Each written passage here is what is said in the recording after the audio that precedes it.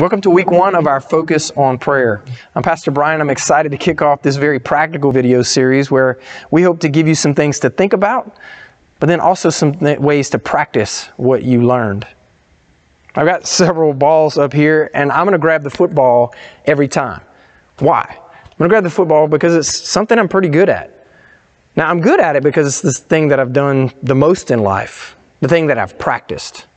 I guess my first question for you is, what are you good at? Which one of these would you pick up first? Maybe it's not a sport, maybe it's not a ball, maybe it's art or an instrument. But I'm going to guess the thing that you're good at is the thing that you've done quite a bit, the thing that you've practiced. So as we dig into this practice of prayer, I want you to think about it in a particular way. Think about prayer as an exercise. It's an exercise of your faith. It's an exercise of your faith that is quite literally in the form of a conversation with your Creator. Now, let me ask you this. What's the most important thing about exercise? I can hear some of you saying, well, you got to do it. And others are saying, well, you've got to do it well. And you're both right.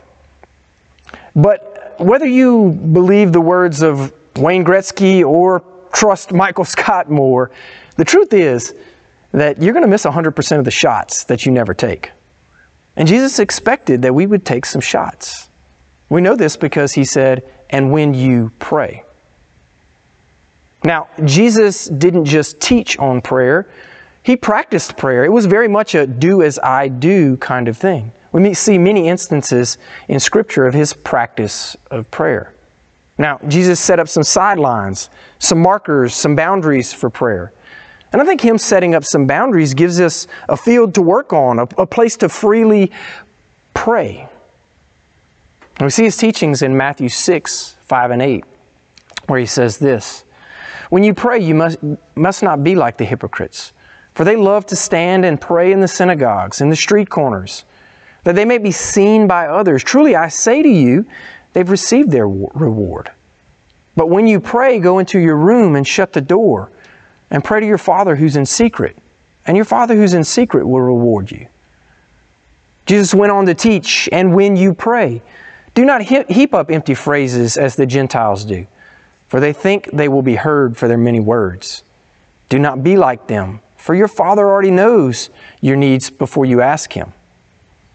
In this, Jesus gives us 2 warnings, and then some practical instructions on how to avoid the temptation of praise and the traps of being caught up in empty words that never really amount to a full conversation. You know, part of my story is that I had gone to church for many years practicing religion without ever having a relationship with Christ. I'll never forget the first Mass that I attended after I was saved by God's grace. When the Scriptures were read aloud, it was like God was speaking directly to me. And every empty word I have repeated mindlessly for the first time in my life became my confession. They became my praise. They became my prayer, my conversation with my Creator. So here's what I want you to do. My hope is that now and in the coming weeks, you exercise your faith as you talk personally with God when you pray. So here's what you can do. Spend some time now considering your practice of prayer and then some time in prayer. What are your past experiences with prayer? If you're watching in a small group or with your family, talk about those experiences. Think about the words and the phrases you recite or repeat often as prayer. How can you make them more meaningful? How could you make them more like a conversation with God? Hey, it's a great week to list out what you're thankful for and to take the time to give thanks.